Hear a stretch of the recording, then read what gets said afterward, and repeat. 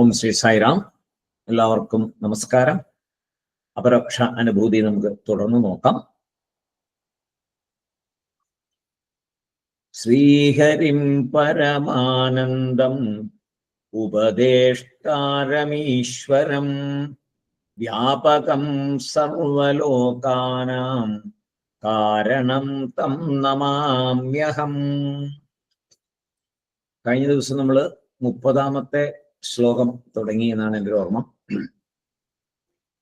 സ്വാത്മാനം ശൃണു മൂർഖത്വം ശ്രുത്യായുക്ത്യാച പുരുഷം ദേഹാതീതം സദാകാരം സുദർശം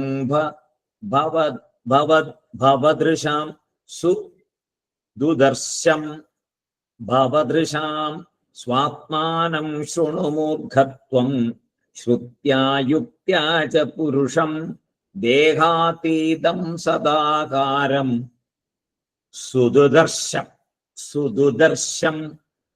ഭവദൃശാം.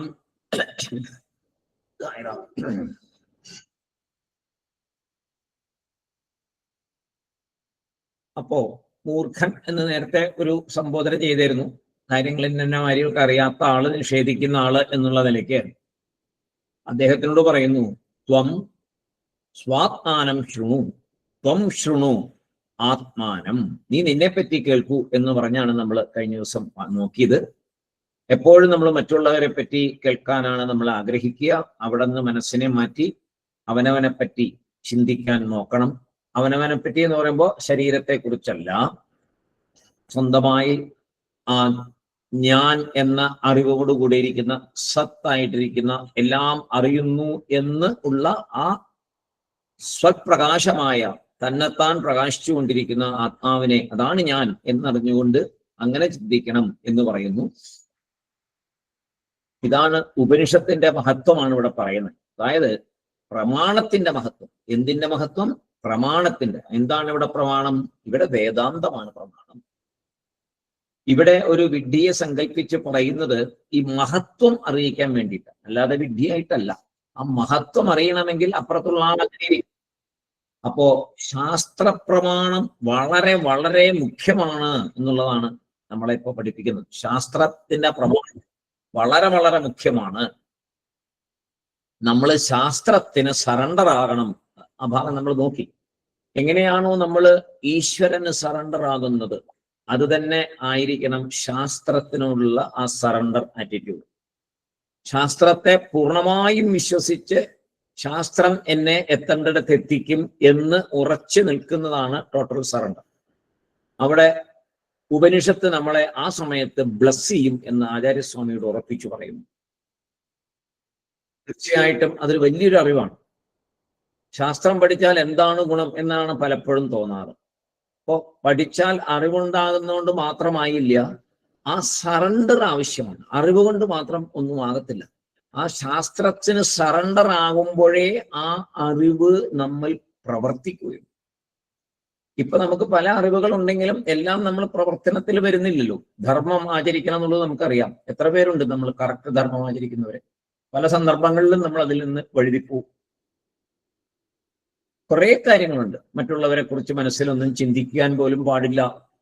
പക്ഷെ നമ്മൾ അങ്ങനെ അല്ലല്ലോ.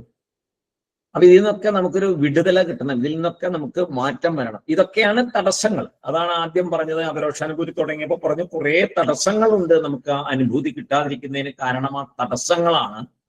ആ തടസ്സങ്ങളെ ഓരോന്നായിട്ട് മാറ്റലാണ് അപരോക്ഷാനുഭൂതിയുടെ ആ കർത്തവ്യം.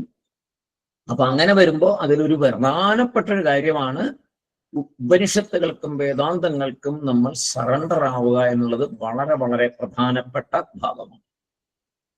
അത് പ്രത്യേകം ശ്രദ്ധിച്ച് മാർക്ക് ചെയ്ത് വെക്കുക.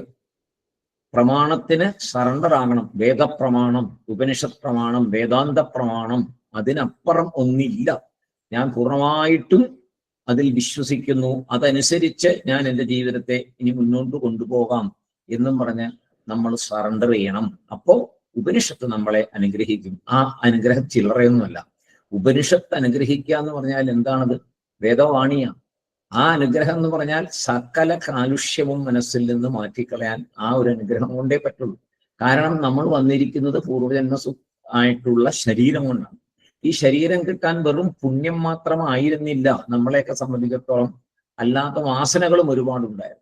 നമുക്ക് ഒരുപാട് വാസനകൾ ഉണ്ടായിരുന്നു, ആഗ്രഹങ്ങൾ ഉണ്ടായിരുന്നു. അതും കൂടിയിട്ടാണ് ഈ ശരീരം വന്നിരിക്കുന്നത്. അപ്പൊ ആ വാസനകൾ ഇനിയും ഉള്ളിൽ നിലനിൽക്കാതെ പോകണമെങ്കിൽ ഈ ഉപനിഷത്തിന്റെ അനുഗ്രഹം വേണം. അപ്പോ പറയാണ്, നിങ്ങൾ എങ്ങനെ കേൾക്കണം എന്നാണ് പറയണേ? ഈ പ്രമാണത്തെ ശ്രുത്യ യുക്ത്യാച പുരുഷം. ആത്മാവിനെ അറിയുന്നത് യുക്ത്യ ശ്രുത്യ രണ്ടും വേണം. ശ്രുതിയിൽ കൂടെയും വേദങ്ങളിൽ കൂടെയും യുക്തിപൂർവമായി എന്നും കൂടി ഇവിടെ ആചാര്യസ്വാമി കൊണ്ടുവരികയാണ്. ആരും പ്രതീക്ഷിക്കാത്തൊരു ഭാഗമാണ്.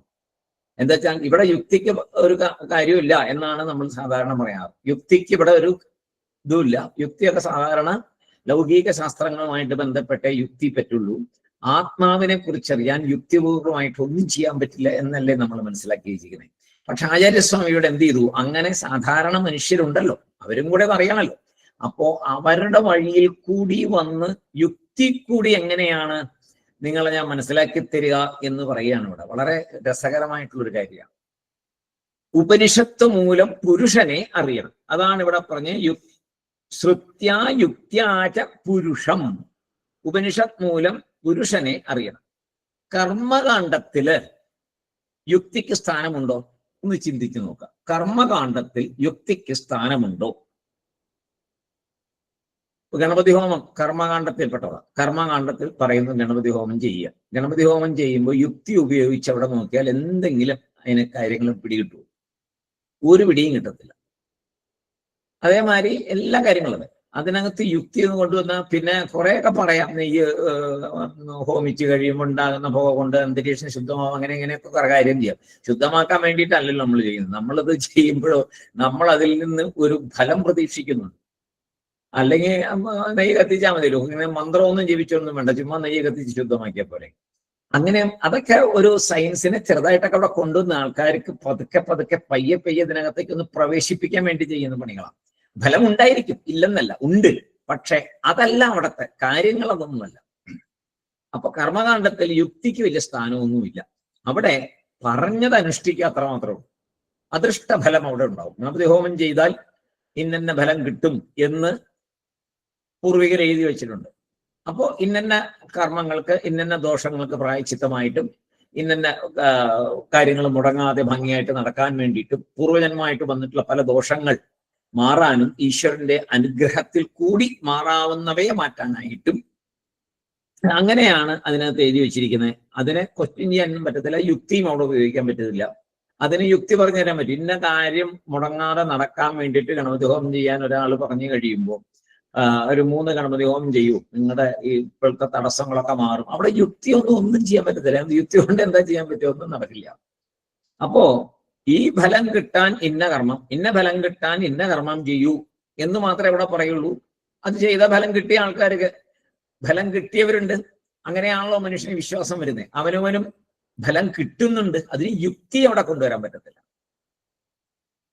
അപ്പോ ഇനി ചോദിക്കുകയാണ്, അപ്പൊ എന്തിനാ ഇപ്പൊ നെയ്യ് തന്നെ ഉപയോഗിക്കണേ? എണ്ണ ഉപയോഗിച്ചാൽ എന്താ കുഴപ്പം? വിറക്, പ്ലാവിന്റെ വിറക് അല്ലെങ്കിൽ പ്ലാഷിന്റെ വിറക് വേണം, അതിപ്പോ മാവായ എന്താ കുഴപ്പം? ഇങ്ങനെയുള്ള യുക്തിക്കൊന്നും ഇവിടെ ഒരു സ്ഥാനവുമില്ല. അവിടെ പറയുന്ന എന്താണോ ആ കർമ്മം ചെയ്യാൻ വേണ്ടിയിട്ട് ഇന്ന സാമഗ്രികൾ വേണം എന്ന് പറയാൻ അത് തന്നെ വേണം. അവിടെ യുക്തിക്ക് ഒരു സ്ഥാനവുമില്ല. പിന്നെ അടുത്തത്, കർമ്മകാണ്ഡത്തിൽ ബുദ്ധിക്ക് സ്ഥാനമുണ്ടോ? ബുദ്ധിക്ക് അവിടെ സ്ഥാനമുണ്ടോ? അവിടെ ബുദ്ധിക്ക് ഒരു സ്ഥാനമില്ല. ഏത് മൂർഖനായിട്ടുള്ള ആൾക്കും ആ കർമ്മം ചെയ്താൽ ഇന്ന ഫലം കിട്ടും. എത്ര ബുദ്ധിമാനാണെങ്കിലും ഫലം കിട്ടും. അവിടെ ബുദ്ധിക്ക് അവിടെ സ്ഥാനമൊന്നുമില്ല. അവിടെ എന്താ സ്ഥാനം? ആ പറഞ്ഞത് അനുസരിക്കുക. അപ്പൊ എന്താ ശരിക്കും പറഞ്ഞാൽ ഒരു വിഡ്ഢിയായിട്ടിരിക്കുക എന്ന് കൂട്ടിക്കൊള്ളുക. നമ്മുടെ ബുദ്ധിയൊന്നും പ്രയോഗിക്കേണ്ട, ആ പറഞ്ഞ കർമ്മങ്ങളെ അനുസരിക്കുക. അപ്പൊ ശരിക്കും പറയാൻ ബുദ്ധി ഉപയോഗിക്കുന്നുണ്ട് അവര്. ബുദ്ധി ഉപയോഗിക്കുന്നില്ലെങ്കിൽ എന്ത് പറയും? സാധാരണ ആൾക്കാരെന്ത് പറയും? ഒരു ബുദ്ധിയില്ലാത്ത ആളെ വിഡ്ഢി, ആ പറഞ്ഞതൊക്കെ അതുപോലെ ചെയ്തുകൊണ്ടിരിക്കുക എന്നാണല്ലോ ഇപ്പൊ പറയുന്നത്. ഇപ്പൊ പറയുന്ന അല്ലേ ഈ എന്താ പറയാ, ഇതിനോടൊന്നും താല്പര്യമില്ലാത്ത വേദത്തെയൊക്കെ നിഷേധിക്കുന്നവർ, കർമ്മത്തെ കർമ്മകാണ്ഡത്തെയൊക്കെ നിഷേധിക്കുന്നവരെന്താ പറയുന്നത്? വിഡ്ഢിത്തം, ഗണപതി ഹോമം വല്ല മഹാമണ്ടത്തരമല്ലേ. എന്തെല്ലാം ഹോമങ്ങൾ ചെയ്യുന്നു ഓരോ സ്ഥലങ്ങളിലെ എന്നെ വിഡ്ഢികൾ. അവരെ നമ്മളെന്താ വിളിക്കുന്നത്?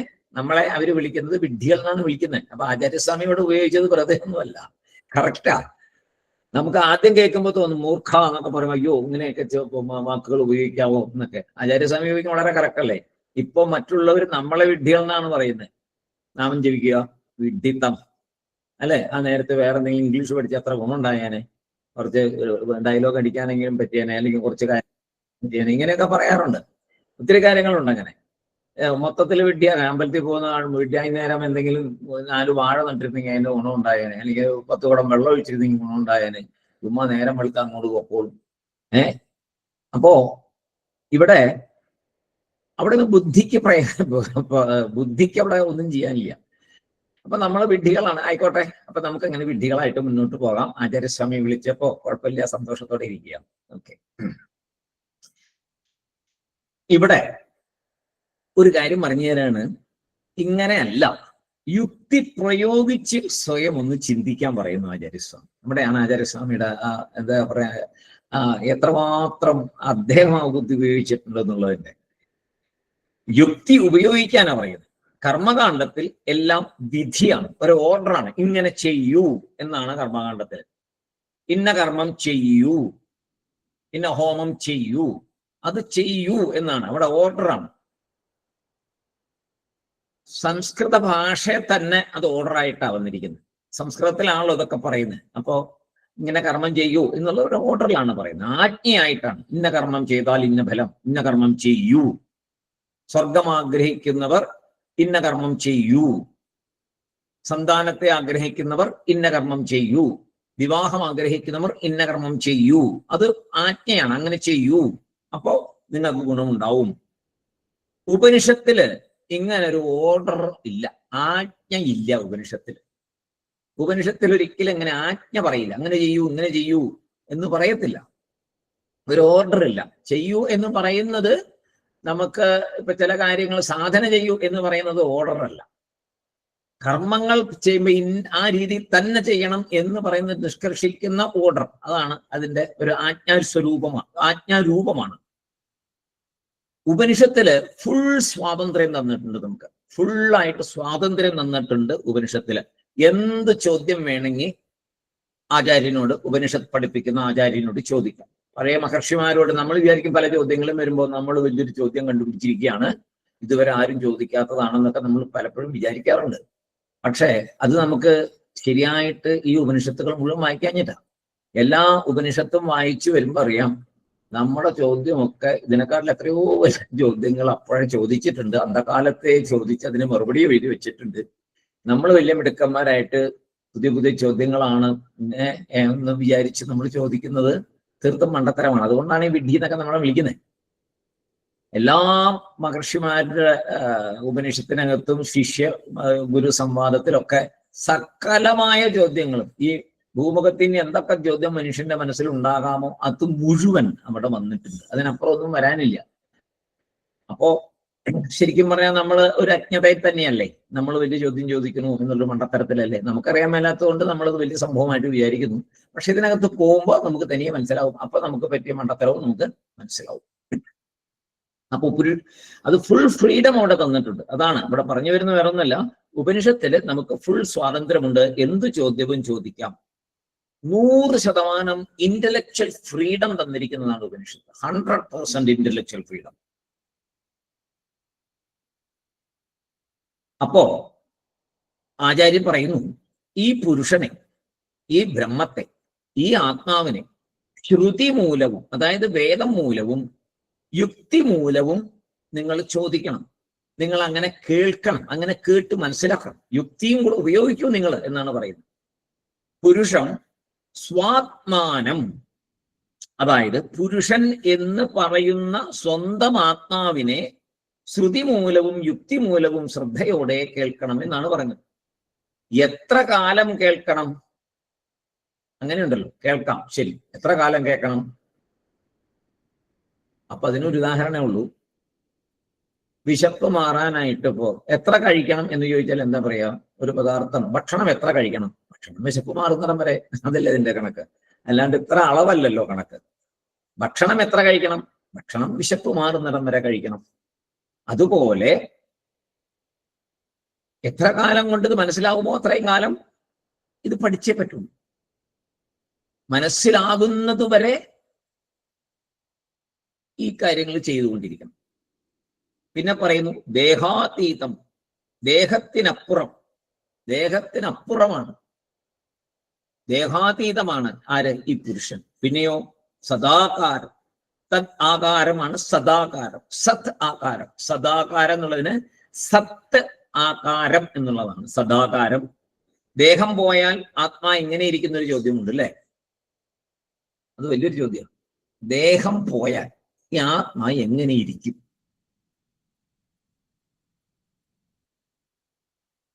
ശരിയാണ്, നമ്മൾ ഇത്ര അങ്ങോട്ട് ചിന്തിച്ചിട്ടില്ല. ദേഹം പോവും ആത്മാവുണ്ടാവും എന്നൊക്കെ നമ്മൾ പറയണത്, എങ്ങനെ ഇരിക്കും നമ്മൾ ചിന്തിച്ചു നോക്കിയിട്ടില്ലല്ലോ. ഇവിടെ ആചാര്യസ്വാമി പറയണത് എങ്ങനെ ഇരിക്കും, അതാണ് സത് ആകാരം. ഉണ്ട്, മനസ്സിലാക്കാത്തതിന് കാരണം ഉണ്ട് ഉണ്ട് ഉണ്ട് എന്ന ആ ബോധമാണ് ആത്മ. നമ്മളെപ്പോഴും എല്ലാത്തിനെയും അറിയുന്നുണ്ട്, പക്ഷെ നമുക്ക് എന്തുകൊണ്ട് അതാണ് നമ്മുടെ സ്വരൂപം, ആ ഉണ്മയാണ്, ആ മനസ്സിലാക്കുന്ന ശക്തിയാണ്, അതാണ് ആ സ്വൽപ്രകാശമായിട്ടിരിക്കുന്ന ആ ശക്തിയാണ്, ഞാൻ എന്നറിയുന്ന ആ ശക്തിയാണ്, മറ്റുള്ള വസ്തുക്കളെ അറിയുന്ന ഒരു ശക്തിയാണ് ആത്മാ, അത് ഞാൻ ആണ് എന്ന് നമുക്ക് മനസ്സിലാകാത്തതിന്റെ കാരണം ഇവിടെ പറഞ്ഞു തരികയാണ്. അതാണ് വളരെ വിശേഷം, വളരെ വളരെ വിശേഷമാണ് ഈ ഭാഗം. നമുക്ക് എന്തുകൊണ്ട് അത് മനസ്സിലാകുന്നില്ല? ആത്മസ്വരൂപം എന്തുകൊണ്ട് നമുക്ക് മനസ്സിലാകുന്നില്ല? ശരീരം പോയാൽ ആത്മാ ഉണ്ട്, ആത്മാ നശിക്കുന്നില്ല എന്ന് പറയുന്നു. ആ ആത്മാ എങ്ങനെ ഇരിക്കും? അത് മനസ്സിലാക്കാൻ പറ്റുന്നില്ലല്ലോ എന്നുള്ളതാണ് നമ്മുടെ പ്രശ്നം. നമ്മൾ ചിന്തിച്ചിട്ടുമില്ല, ഇപ്പൊ ചിന്തിക്കാൻ തുടങ്ങണം. ആത്മാ എങ്ങനെ ഇരിക്കും എന്നിവിടെ ചോദിക്കുന്നു. അപ്പൊ പറയുന്നു ഉണ്ട് എന്നൊരു കൺസെപ്റ്റ് അവിടെ ഉണ്ട്. ഉണ്ട്, നമ്മൾ ഈ ഉണ്ട് എന്നുള്ള കൺസെപ്റ്റിനെ നമ്മൾ ഇതുവരെ മനസ്സിലാക്കിയിരിക്കുന്നത്, നമ്മുടെ മുമ്പിൽ എന്തെങ്കിലും ഒരു വസ്തു വരുമ്പോൾ അതിനെ കാണുമ്പോൾ അതുണ്ട്, ഇതാണ് ഇരിപ്പ് എന്നുള്ളതിനെ, സത്ത് എന്നുള്ളതിനെ നമ്മൾ കണ്ടിരിക്കുന്നത്. നമ്മുടെ മുമ്പിൽ മേശയുണ്ട്, പേനയുണ്ട്, എല്ലാ കാര്യങ്ങളും, വൃക്ഷങ്ങൾ ഉണ്ട്, നദി ഉണ്ട്, ആകാശം ഉണ്ട്, ഭൂമി ഉണ്ട്, എല്ലാത്തിനെയും അതേ കഴിഞ്ഞിട്ട് നമ്മുടെ പിന്നെ ഓരോ വസ്തുക്കളും, ഷർട്ടുണ്ട്, എല്ലാത്തിനെയും ഒരു വസ്തുവുമായിട്ട് ചേർത്തേ നമ്മൾ ഉണ്ട് എന്നുള്ളതിനെ നമ്മൾ പരിശീലിച്ചിട്ടുണ്ട്. ഉണ്മ, ഉണ്ട് എന്നുള്ള അസ്തിത്വം, അതിനെ നമ്മൾ എങ്ങനെയാ പറയുന്നത്? എപ്പോഴും ഒരു വസ്തുവുമായിട്ട് ബന്ധിപ്പിച്ചതാണ് നമ്മൾ പറയുന്നത്. ശരിയല്ലേ? വളരെ വളരെ ശരിയല്ലേ? ഒരു ഒബ്ജക്റ്റ് മുഖേന മാത്രമേ നമ്മൾ ഉണ്ട് എന്ന ആ ഇരുപ്പിനെ, ഇതിനെങ്ങനെ കൂടുതൽ വിശദമാക്കാൻ പറ്റുമെന്നറിയില്ല, ഇരുപ്പ്, ഉണ്ട്, ഒരു അസ്തിത്വം, അതിനെ, ആ ഒരു കൺസെപ്റ്റ്, സത്ത് എന്ന കൺസെപ്റ്റിനെ നമ്മൾ മനസ്സിലാക്കുന്നത് മുഴുവൻ ഒരു ഒബ്ജക്റ്റിൽ കൂടിയാണ്. ഞാൻ ഉണ്ട് എന്നുള്ളതിന് ഒബ്ജക്റ്റ് നമ്മൾ ഈ ശരീരത്തെ പിടിച്ചിരിക്കുക. അവിടെയാണ് ഏറ്റവും വലിയ പ്രശ്നം. നമ്മൾ ഉണ്ട് എന്ന് പറയുമ്പോൾ ഞാൻ കൈയുണ്ട്, കാലുണ്ട്, കണ്ണുണ്ട്, മൂക്കുണ്ട്, ഈ ശരീരമുണ്ട്, അപ്പൊ ഞാനുണ്ട് എന്ന് നമ്മൾ വിചാരിച്ചിരിക്കുന്നു. അല്ലാതെ ഒരു ഉണ്ട്, ഈ ശരീരം പോയാലും ഉണ്ട് എന്നുള്ളതിന് ഇവിടെ പറഞ്ഞു വരുന്നുണ്ട്. ഇനി അതിനെ ഒരു യുക്തിയിൽ കൂടെ പറഞ്ഞു തരുന്നുണ്ട്. അപ്പൊ നമുക്ക് കുറച്ചുകൂടെ മനസ്സിലാവും. ഇപ്പൊ നമ്മൾ ചിന്തിക്കാൻ തുടങ്ങണം. ആ യുക്തി കേൾക്കുന്നതിന് മുമ്പേ തന്നെ നമ്മളെല്ലാവരും നമ്മുടെ മനസ്സിൽ ഓർക്കണം, ശരിയല്ലേ? ഓരോ വസ്തുവിൽ കൂടിയല്ലേ നമ്മൾ ഉണ്ട് ഉണ്ട് ഉണ്ട് ഉണ്ട് എന്ന് മനസ്സിലാക്കിയിരിക്കുന്നത്. വസ്തു ഒന്നുമില്ലാത്തൊരവസ്ഥയിൽ ഞാൻ ഉണ്ട് എന്ന് നമ്മൾ മനസ്സിലാക്കിയിട്ടുണ്ടോ? മനസ്സിലാക്കണമല്ലോ, അതിനാണല്ലോ ഇത് പഠിക്കുന്നത്. അതാണല്ലോ ആത്മ, അതാണല്ലോ ഞാൻ. അത് ആ എന്നെ എനിക്ക് അറിയണ്ടേ? അപ്പൊ ഈ ഒബ്ജക്റ്റ് ഇല്ലാതെ കണ്ട് അറിയാൻ സാധിക്കണം. അതാണ് നമ്മുടെ ലക്ഷ്യം. ഇപ്പൊ എല്ലാ ഒബ്ജക്റ്റും കൂടെയാ ഉണ്ട് എന്നുള്ള സച്ചിത് ആനന്ദത്തിലെ സത്തിനെ അറിയുന്നത്. മുമ്പിൽ ഒരു വസ്തു ഉണ്ടെങ്കിൽ ഞാൻ അതിനെ അറിയുന്നു എന്നുള്ളതുകൊണ്ട് ആ വസ്തുവിനെ അറിയുന്നു. ആ അറിയലാണ് നമ്മൾ അറിവായിട്ട് വെച്ചിരിക്കുന്നത്. പുസ്തകം, ടേബിള് എല്ലാം ഉണ്ട് ഉണ്ട് ഉണ്ട്. ഇനിയോ മറ്റുള്ള മനുഷ്യനെ കാണുമ്പോഴോ, നീ ഉണ്ടല്ലോ, നിന്നെ ഞാൻ കാണുന്നു, അമ്മയെ കാണുന്നു, അച്ഛനെ കാണുന്നു, കുട്ടികളെ കാണുന്നു, അവരൊക്കെ ഉണ്ട്, എല്ലാം ഒബ്ജക്റ്റ് ഉണ്ട്. ആ ശരീരത്തിനെ ഒബ്ജക്റ്റ് ആക്കി വെച്ചിട്ട് ഉണ്ട് ഉണ്ട് ഉണ്ട്. എന്നിട്ടോ ഞാനുണ്ട്, എന്നെ നിങ്ങൾക്ക് ഇപ്പൊ കാണുന്നില്ലേ, ഞാൻ നിങ്ങളുടെ മുമ്പിൽ നിൽക്കുകയല്ലേ, ഞാനുണ്ടല്ലോ.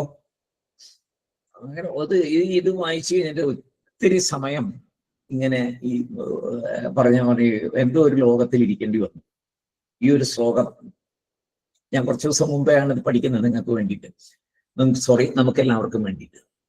ആ പഠിച്ച സമയത്ത് ആദ്യമായിട്ട് ഈ ശ്ലോകത്തിലൂടെ പോയപ്പോ ഒരുപാട് സമയം ഇങ്ങനെ ഇരിക്കാൻ തോന്നി സത്യമായിട്ടും. അത് എന്താണ് ഈ പറയുന്നത്, ഇത്രയും വലിയൊരു കാര്യം ആചാര്യസ്വാമി പറഞ്ഞു തരുന്നത് ശരിയല്ലേ? നമ്മള് എല്ലാം ഉണ്ട് ഉണ്ട് ഉണ്ട്, ഞാനുണ്ടല്ലോ, അതേ കാണൂ, ഞാനുണ്ടല്ലോ. എത്ര പേരോട് നമ്മൾ പറയുന്നു ഞാനുണ്ട്, നിങ്ങൾ എന്തിനു വായിക്കുന്നു, ഞാനുണ്ടല്ലോ. എല്ലാവരോടും പറയും ഞാനുണ്ടല്ലോ, ഏത് പ്രശ്നം വന്നാലും ഞാനുണ്ടെന്നേ. അപ്പൊ ഈ ജ്ഞാനം മുഴുവൻ എവിടെയാ കൊണ്ടുവച്ചിരിക്കുന്നത്? ഈ ശരീരത്തിൽ എങ്ങനെ ഫെവിക്കോളോ അതിനപ്പുറമുള്ള ഇതോ വെച്ച് ഒട്ടിച്ചിരിക്കുക, ഒരു തരത്തിൽ പതിച്ചെടുക്കാൻ പറ്റുന്നില്ല. അപ്പൊ ഒബ്ജക്റ്റോട് കൂടി ചേർന്നിരിക്കുകയാണ് നമ്മൾ. അതിലേറ്റവും വലിയ ഒബ്ജക്റ്റ് അവനവന്റെ ശരീരം തന്നെ.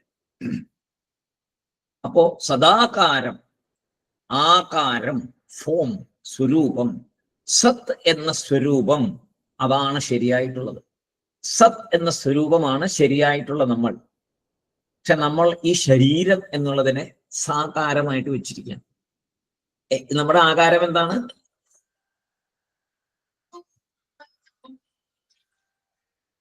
വിനോദ ക്ലാസ്സിലാണേ. അപ്പൊ എന്താണ് സദാകാരം, ആകാരം. അപ്പൊ സത് എന്ന സ്വരൂപം എങ്ങനെയിരിക്കുന്നു? ഉണ്ട് എന്ന് മനസ്സിലാക്കുക. എങ്ങനെ ഇരിക്കുന്നു എന്നുള്ള അവിടെ നിൽക്കട്ടെ. ഉണ്ട് എന്നുള്ളത് ആദ്യം ക്ലിയർ ആവണ്ടേ, അല്ലാതെ എങ്ങനെ ഇരിക്കുന്നു എന്ന് പറയാൻ പറ്റില്ലല്ലോ. അപ്പോ ഉണ്ട് എന്നുള്ളത് ഉറപ്പാണ്. സാധാരണ നിലയ്ക്ക് എല്ലാ വസ്തുക്കളോടും ചേർത്തിട്ടാണ് ഉണ്ട് ഇരിക്കുന്നത്. കട്ടിലുണ്ട്, മേശയുണ്ട്, ടേബിളുണ്ട്, പേനയുണ്ട്, വസ്ത്രങ്ങളുണ്ട്, എല്ലാം ഉണ്ട്. ശരീരമുണ്ട്, കൈയുണ്ട്, കാലുണ്ട്, എല്ലാം ഉണ്ട്. ആ ഉണ്ട് എന്ന് നമ്മൾ ചേർത്ത് വെച്ചിരിക്കുന്നത് ഈ ഒബ്ജക്ട്സിനോടാണ്. ആത്മാവിന്റെ ശരിയായിട്ടുള്ള ആകാരം എന്താണ്? സദാകാരം, സത് ആകാരമാണ്. അതെന്താണെന്നാണ് ഇപ്പൊ നമുക്ക് കണ്ടുപിടിക്കേണ്ടത്. സത് ആകാരം. അപ്പോ ഇതിനൊരു ഒബ്ജക്റ്റ് ആവശ്യമില്ല. ഇത് ഒരു വസ്തുവിനെ ചേർത്തിട്ട് അല്ല ഈ സത്ത് ഉണ്ടാകുന്നത്. ഞാൻ ഉണ്ട് എന്നറിയുമ്പോൾ അതിനൊരു വസ്തു വേണ്ട. ധ്യാനാവസ്ഥയിൽ ചെന്നാൽ അതിലേക്ക് എത്തും. അപ്പോ ഒബ്ജക്റ്റ് ഒരു മസ്റ്റ് അല്ല. No object is a must എന്നാണ് അവിടെ പറയുന്നത്.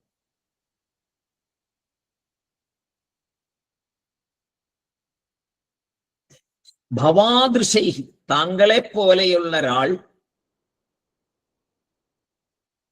ശ്രദ്ധാരഹിതൈഹി, ശാസ്ത്രത്തില് ശ്രദ്ധയില്ലാത്തവരാൽ, അതാണ് ഭവാദൃശൈഹി, താങ്കളെ പോലെയുള്ള ഒരാൾ എന്ന് പറഞ്ഞാൽ ശാസ്ത്രത്തില് ശ്രദ്ധയില്ലാത്തവരാൽ. എന്താണ്? ഏത് നമുക്ക് ജ്ഞാനം തരുമോ അത് തരുന്ന ഇൻസ്ട്രുമെന്റിനെ വിശ്വസിക്കാതിരുന്നാൽ എങ്ങനെ? നമുക്ക് ജ്ഞാനം തരുന്ന ഇൻസ്ട്രുമെന്റ് ആണ് ഉപനിഷത്തുക്കൾ. അപ്പൊ അതിനെ വിശ്വസിക്കാതിരുന്നാൽ ഈ സദാകാരത്തെ എങ്ങനെ മനസ്സിലാക്കും?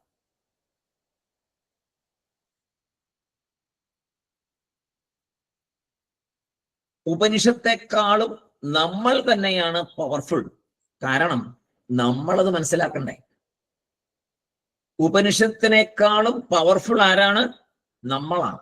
കാരണം ഉപനിഷത്ത് അവിടെ പറയുന്നുണ്ട്, അതിനെ നമ്മൾ സ്വീകരിക്കണം. അപ്പോ നമ്മൾ സ്വീകരിച്ചാലല്ലേ ആവുള്ളൂ. അപ്പൊ നമ്മളാണ് പവർഫുൾ. നാം വിശ്വസിച്ചില്ലെങ്കിൽ ഉപനിഷത്ത് കൊണ്ട് എന്ത് പ്രയോജനം? നമ്മൾ ഇത് പഠിക്കുന്നവര് ഇതിനെ വിശ്വസിച്ച് ആത്മീയമായിട്ട് മുന്നേറണം എന്ന് ആഗ്രഹിച്ച് വിശ്വസിച്ച് മുന്നേറുന്നത് നമ്മൾ തന്നെയാണ് മഹത്തരമായിട്ടുള്ളത്. അപ്പൊ നമ്മളാണ് ശരിക്കും വിശ്വസിക്കേണ്ടത്. നമ്മൾ വിശ്വസിക്കുമ്പോഴേ ഉപനിഷത്തിന് അതിൻ്റെതായ ഗുണം വരുള്ളൂ. അല്ലെങ്കിൽ ഉപനിഷത്ത് ശരിയാണ് എന്നെങ്ങനെ പറയണേ? അപ്പോ അത് വിശ്വസിച്ച് അതിനെ സ്വീകരിച്ച മഹാന്മാർ അവരാണ് പവർഫുൾ ആയിട്ടവര്. ആ ഗുരുനാഥന്മാരും വളരെ പവർഫുൾ ആണ്, നമ്മൾക്ക് മനസ്സിലാവുന്നുണ്ടല്ലോ. ആ ഗുരുനാഥന്മാരെ കാണുമ്പോൾ തന്നെ നമ്മൾ ഇല്ലേ, രമണ മഹർഷിയുടെ അടുത്ത് ചെന്ന് ഇരുന്നാൽ മതി. അതേപോലെ എത്രയെത്രയോ ഗുരുനാഥന്മാർ ഇപ്പോഴും ഉണ്ട്, ഇഷ്ടം പോലെ ആൾക്കാർ. അവരെ ഒരു നോക്ക് കണ്ടാൽ മതി, നമ്മളില് ഒരു മാറ്റം സംഭവിക്കും, ഒരു പരിവർത്തനം നമ്മുടെ ഉള്ളിന്റെ ഉള്ളിൽ നടക്കും. അപ്പോ ഉപനിഷത്തിന്റെ ഒരു പുസ്തകം കണ്ടാൽ പരിവർത്തനം നടക്കുമോ? ഇല്ല. വേദാന്തത്തിന്റെ കുറെ പുസ്തകങ്ങൾ അടുക്കി വെച്ചിരിക്കുന്നു, അതിന്റെ അടുത്ത് ചെന്നാൽ പരിവർത്തനം ഉണ്ടാവുമോ? ഉണ്ടാവില്ല. അതേസമയം ഒരേ ഒരു ഉപനിഷത്ത് വായിച്ച് അതിനെ സ്വായത്തമാക്കി അത് ഉള്ളിൽ പ്രകാശിക്കുന്ന ഒരു ഗുരുവിന്റെ അടുത്ത് ചെന്നാൽ ആ ഗുരു എല്ലാം പഠിക്കൊന്നും വേണ്ട, ഒരു വാക്യം പഠിച്ച ആളായാൽ മതി. പക്ഷെ അത് പ്രാവർത്തികമാക്കി നിഷ്ഠയിൽ കൊണ്ടുവന്നിട്ടുള്ള ഗുരുവാണെങ്കിൽ നമുക്ക് ആ മാറ്റം വരും.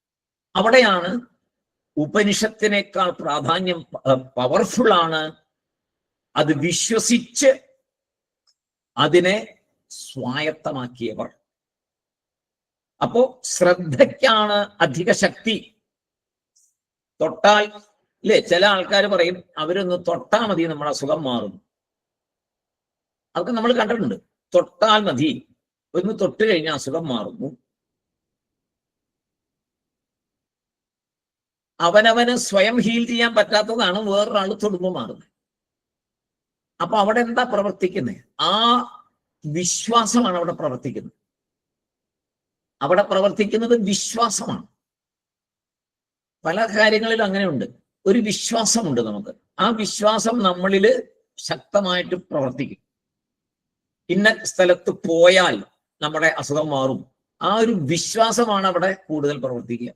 ഇപ്പൊ ഡോക്ടർമാര് തന്നെ പലപ്പോഴും വെറുതെ ഗ്ലൂക്കോസ് കയറ്റി വിടാറുണ്ട്. അപ്പോ പറയും മരുന്ന് കയറ്റിയിട്ടുണ്ട് കേട്ടോ, 2 കുപ്പി കയറിക്കുമ്പോൾ ഓക്കെ ആവെന്ന് പറഞ്ഞാൽ സകല അസുഖം മാറുന്നുണ്ട്. കയറിയത് ഗ്ലൂക്കോസ് ആണ്. പക്ഷെ ആ വിശ്വാസം അവിടെ അതിഭയങ്കരമായിട്ട് നമ്മുടെ ശരീരത്തിൽ, അത് ശരീരത്തിലും മനസ്സിലും പ്രവർത്തിക്കുന്നുണ്ട്. അത് ആത്മാവിനെയല്ല.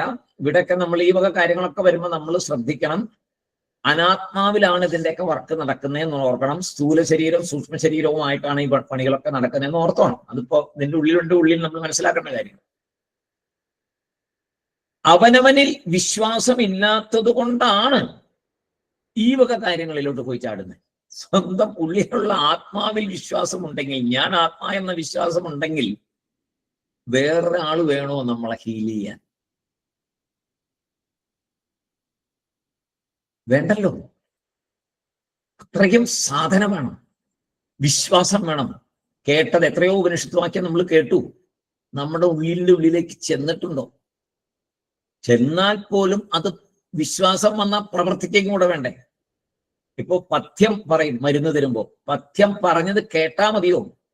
അവിടെ നിന്ന് പറയണ പഥ്യമെല്ലാം കേട്ട് വീട്ടിൽ വന്ന് മരുന്ന് കഴിച്ചാൽ അസുഖം മാറുമോ? മാറില്ല. പഥ്യം നമ്മൾ ജീവിതത്തിൽ പ്രാവർത്തികമാക്കിയാലേ ആ മരുന്ന് വർക്ക് ചെയ്യും. അതുപോലെയാണ് ഈ ഉപനിഷത്ത് നമ്മളിപ്പോ പഠിക്കുന്നത്. നമ്മൾ പഠിച്ചു, കേട്ടു, കുറെ കേട്ടു, എല്ലാം കേട്ടു, വീണ്ടും കേട്ടോണ്ടിരിക്കുകയാണ്.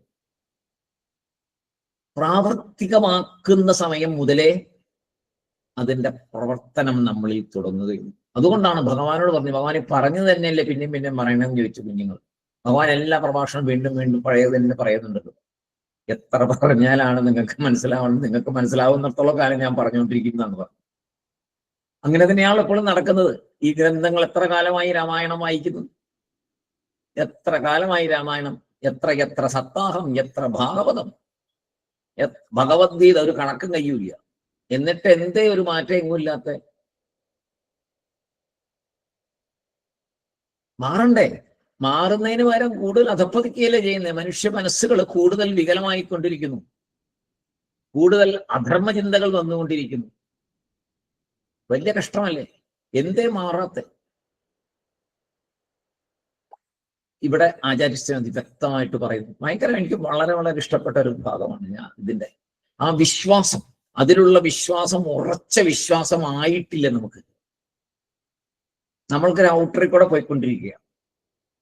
സറണ്ടർ, നമ്മൾ സറണ്ടർ ആയിട്ടുണ്ടോ? ഉപനിഷത്തിന് സറണ്ടർ ആയിട്ടുണ്ടോ? നമ്മൾ വേദാന്തത്തിന് സറണ്ടർ ആയിട്ടുണ്ടോ?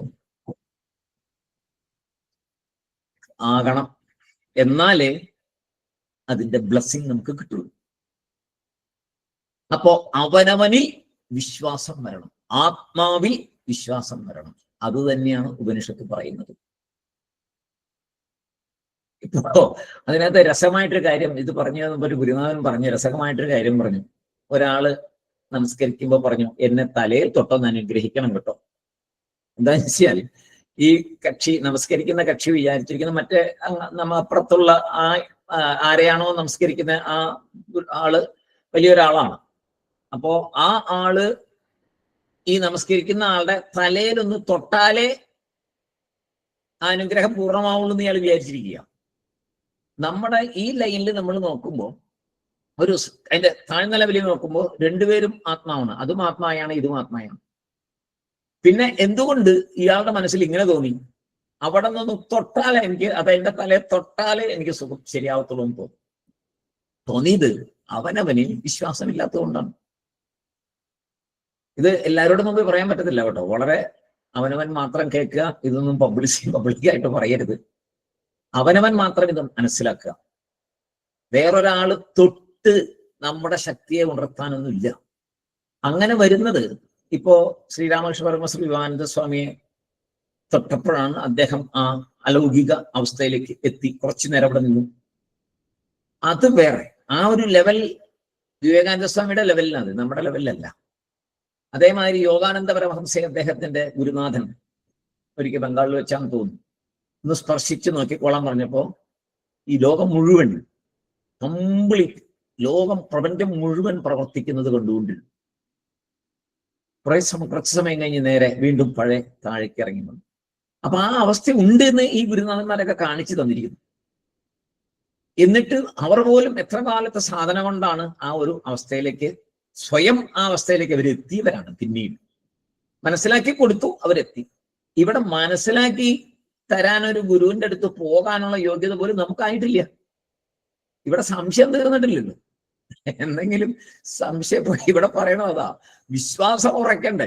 ഈ ഉപനിഷത്തിലെ വിശ്വാസം ഇപ്പോഴും സംശയം, മൊത്തം സംശയമാണ്. അതങ്ങനെയൊക്കെ ആണോ പിന്നെ സംശയം. അപ്പൊ അത് പാടില്ല എന്നിവിടെ ആചാര്യസ്വാമികള് പറഞ്ഞു തരുന്നു. അപ്പോ സ്വയം ഹീൽ ചെയ്യാൻ അവനവൻ ആത്മാവാണെന്നും സർവശക്തനായ ആത്മാവാണ് ഞാനെന്നും സർവസ്ഥലത്ത് നിറഞ്ഞു നിൽക്കുന്നതാണ് ഞാനെന്നും മനസ്സിലാക്കാതെ വേറൊരാൾ തൊട്ടാൽ എന്റെ സുഖം മാറും എന്ന് വിചാരിക്കുന്ന എന്ത് മണ്ടത്തരമാണ്. അപ്പൊ നമ്മൾ വിഡ്ഢിയല്ലേ? അതേ ശരിയായിട്ടുള്ള ശക്തി ഉണ്ടെങ്കിൽ അവനവൻ തന്നെ തലയെ തൊട്ടാ പോരെ. വേറൊരാൾ എന്തിനാ നമ്മുടെ തലയെ തൊടണേ? അവനവൻ തന്നെ ഇങ്ങനെ തലയെ തൊട്ട് ഭസ്മാസുരന്റെ പോലെ തലയെ തൊട്ട സംഗതി റെഡിയാവില്ല. എന്തേ ശരിയാകാത്ത? അപ്പോ ഇവിടെയൊക്കെ ഒരുപാട് നമ്മൾ പുറകിലാണ്. നമ്മൾ ഭസ്മാസുരന്റെ രീതിയിലായി തൊട്ട് കഴിഞ്ഞാൽ അത്രയും വല്ലാത്ത പടുകുഴിയിലാ കിടക്കുന്നത് ഇപ്പോഴേ. അപ്പോ വിശ്വാസമില്ല എന്നാണ് ഇപ്പൊ പറഞ്ഞു വരുന്നത്. വിശ്വാസമില്ലാത്തപ്പോ അവിടെ എന്ത് പറഞ്ഞു? സുദുദർശം എന്ന് പറഞ്ഞു. വിശ്വാസം വന്നാൽ സുദർശമാവും. ഇവിടെ സുദുദർശം എന്ന് പറഞ്ഞു. ഒട്ടും വിശ്വാസമില്ലാതിരിക്കുകയാണ്. സുദർശം എന്ന് പറഞ്ഞാൽ ശരിയായിട്ട് വിശ്വാസം വന്നിട്ടുള്ള അവസ്ഥ, നല്ല അവസ്ഥ. സുദുദർശം എന്ന് പറഞ്ഞാൽ വിശ്വാസമില്ലാതെ ഇരിക്കുന്ന അവസ്ഥ. ചിലർ പറയും, ഈശ്വരൻ ഉണ്ടെങ്കിൽ എന്റെ മുമ്പിൽ വന്ന് നിൽക്കട്ടെ, അപ്പൊ ഞാൻ വിശ്വസിക്കാം. ഈശ്വരൻ തന്നെ അത്ര ഈസിലി അവൈലബിൾ ആണ്. ഇംഗ്ലീഷിൽ പറയാണ് ഈസിലി അവൈലബിൾ ആണ്. ഭഗവാൻ എങ്ങനെ ചുമ്മാ നിങ്ങൾ അങ്ങോട്ട് പറയുമ്പോഴേക്കും പ്ലീസ് എന്നെ വിശ്വസിക്കണം എന്ന് പറഞ്ഞ നിങ്ങൾ വിശ്വസിക്കാതിരിക്കരുത്. പ്ലീസ് ഒന്ന് വിശ്വസിക്കൂ, ഞാൻ നിങ്ങളുടെ മുമ്പിൽ വരാം. അത് അത്ര മൂല്യമില്ലാത്ത സംഗതിയാണോ ഈശ്വരൻ?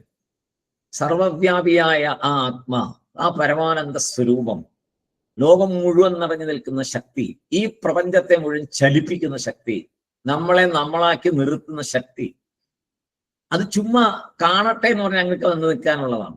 പ്രൂവ് ചെയ്യാൻ വേണ്ടി അവിടെ ഇരിക്കുകയാണ്. എന്ത് വിഡ്ഢിത്തരമാണ്! വെറുതെ അല്ല നമ്മളെ വിഡ്ഢി എന്ന് വിളിക്കുന്നത്. നമ്മുടെ മുമ്പിൽ വന്നിട്ട് വേണോ ഈ നിലനിൽപ്പിന്? ഈ ചോദിക്കുന്ന എന്ത് മണ്ടത്തരമാണ്! ഈശ്വരൻ ഉണ്ടെങ്കിൽ കാണട്ടെ, എന്റെ മുമ്പിൽ കാണട്ടെ. ഈ പ്രപഞ്ചത്തെ മുഴുവൻ നടത്തുന്ന ആ ശക്തിക്ക് മുമ്പിൽ വന്ന് നിന്നിട്ട് വേണോ തൻ്റെ എക്സിസ്റ്റൻസ് തെളിയിക്കാൻ? ഇത്രയും മണ്ടമാണല്ലോ നമ്മൾ, മണ്ടന്മാരാണല്ലോ നമ്മൾ. മുമ്പിൽ കാണുന്നതൊക്കെ കണ്ടുകൊണ്ട്, ഇതെല്ലാം കണ്ടുകൊണ്ട് ഒരു വിരൽ അനക്കണമെങ്കിൽ ആ ഈശ്വരൻ വേണം, ഒരു പുൽക്കൊടി അനങ്ങണമെങ്കിൽ ആ ശക്തി വേണമെന്ന് കണ്ടാൽ അറിയാലോ. അതുപോലെ അറിയില്ലെങ്കിൽ വിഡ്ഢി എന്നല്ലാതെ, മൂർഖ എന്നല്ലാതെ എന്ത് വിളിക്കണം? ആത്മാ എനിക്കുണ്ടെങ്കിൽ എനിക്ക് കാണത്തണ്ണമെന്ന് നിൽക്കട്ടെ. അടുത്ത ചോദ്യം. അപ്പൊ അതിന് മറുപടി പറഞ്ഞു, അങ്ങനെ വരുമൊന്നുമില്ല. കാരണം അതറിയാനും അനുഭവിക്കാനും ചില യോഗ്യതകളൊക്കെ വേണം, എന്നാലേ പറ്റുള്ളൂ. അത് അറിയാനും അനുഭവിക്കാനും ഒക്കെ ചില യോഗ്യതകൾ വേണം, അല്ലാതെ ഒന്നും അത് നടക്കില്ല. ആത്മാവുണ്ടെങ്കിൽ ഞാൻ കാണട്ടെ, എന്റെ മുമ്പിൽ ഒന്ന് നിൽക്കട്ടെ എന്നും പറഞ്ഞാൽ നടക്കില്ല. ഇവിടെ പറയാണ് അവസാനം എന്താ വളരെ ഭംഗിയായിട്ട് പറഞ്ഞിരിക്കുന്നു ആചാര്യസ്വാമി. നമ്മളെ തന്നെയാണ് വിഡ്ഢിയായി പറയുന്നത്. നമുക്ക് അറിവ് തരാനാണ് ആചാര്യസ്വാമി നമ്മളെ വിഡ്ഢി എന്ന് വിളിച്ചത്. അതിന് ശ്രുതിയെയും യുക്തിയെയും പ്രയോജനപ്പെടുത്തണം. ഇനി നമ്മൾ 40ാമത്തെ ശ്ലോകം വരെ യുക്തിയെയും ശ്രുതിയെയും പറയാൻ പോവുകയാണ്. ഇപ്പൊ ഒന്നും പറഞ്ഞില്ല, ഇപ്പൊ ഇത്രേ പറഞ്ഞുള്ളൂ. യുക്തിയിൽ കൂടിയും ശ്രുതിയിൽ കൂടിയും പുരുഷനെ അറിയാം എന്ന് പറഞ്ഞു. അതിനകത്ത് ഒത്തിരി കാര്യങ്ങൾ പറഞ്ഞു. സുദർശം, പിന്നെ സദർശം, രണ്ടും പറഞ്ഞു. സുദർശം സുദുദർശവും കൂടെ പറഞ്ഞു. അപ്പോ വളരെ രസകരമായ ഒരു ഭാഗമായിരുന്നു. രസകരത്തിൽ കൂടുതൽ ഒത്തിരി അറിവ് നമ്മുടെ ഉള്ളിലേക്ക് തന്ന ഒരു ശ്ലോകമാണ് അത് കടന്നുപോയത്. നമ്മൾ ഇത്രയും ചിന്തിച്ചിട്ടില്ല. നമ്മുടെ സ്വരൂപം എന്തായിരിക്കും നമ്മൾ ചിന്തിച്ചിട്ടേ ഇല്ല. അതിനെ ഇനി വളരെ നന്നായിട്ട് പറഞ്ഞു തരും. യുക്തിയിൽ കൂടി വളരെ രസകരമായിട്ട് ആചാര്യസ്വാമി പറഞ്ഞു തരാൻ പോകുന്നുണ്ട്. പിന്നെ നമ്മൾ ഓർക്കേണ്ടത്, ഒരു ഓബ്ജക്റ്റിനെ വെച്ചിട്ട് മാത്രമേ നമ്മൾ നിലനിൽപ്പിനെ അറിയുന്നുള്ളൂ. ഉണ്ട് എന്നുള്ള ആ ഉണ്മയെ നമ്മൾ അറിയുന്നത് എപ്പോഴും ഓരോ ഒബ്ജക്റ്റിനോട് ചേർത്തിട്ടാണ്. അതിൽ ഏറ്റവും പ്രധാനപ്പെട്ട ഒബ്ജക്റ്റ് ഞാൻ എന്നുള്ള ഈ ശരീരത്തെ ചേർത്തിട്ട് ഞാനുണ്ട് എന്ന് പറയുന്നതാണ് ഏറ്റവും വലിയ അജ്ഞാനം. അതിനെ ഇനി ആചാര്യസ്വാമി മാറ്റിത്തരും. അതുവരെ നമുക്ക് ക്ഷമയോടെ അടുത്ത ക്ലാസ്സിന് നമുക്കത് മനസ്സിലാക്കാം. അതുവരെ ഇതിനെ വീണ്ടും വീണ്ടും ചിന്തിക്കുക, ഒരുപാട് ചിന്തിക്കണം. കുറെ നേരം ഇരുന്ന് ചിന്തിച്ച് മനസ്സിലാവും, തീർച്ചയായിട്ടും മനസ്സിലാവും. ഭഗവാൻ അനുഗ്രഹിക്കട്ടെ. ഓം പൂർണ്ണമദ പൂർണ്ണമിദം പൂർണ്ണാത് പൂർണ്ണമുദച്യതേ പൂർണ്ണസ്യ പൂർണ്ണമാദായ പൂർണ്ണമേവാവശിഷ്യതേ. ഓം ശാന്തി ശാന്തി ശാന്തി. അവനവന്റെ ശക്തിയെ തിരിച്ചറിയുക. ഓരോ വ്യക്തിയും ഞാൻ ആത്മാവാണ്, സർവശക്തനാണ്, എല്ലാ കഴിവും എന്നിലുണ്ട്, എല്ലാം എന്നിലുണ്ട്. ഈ ഒരു ഉറച്ച രീതിയിൽ മനസ്സിനെ എടുക്കാൻ നമുക്ക് സാധിക്കട്ടെ. എല്ലാവർക്കും നമസ്കാരം. സായിറാം. സായിറാം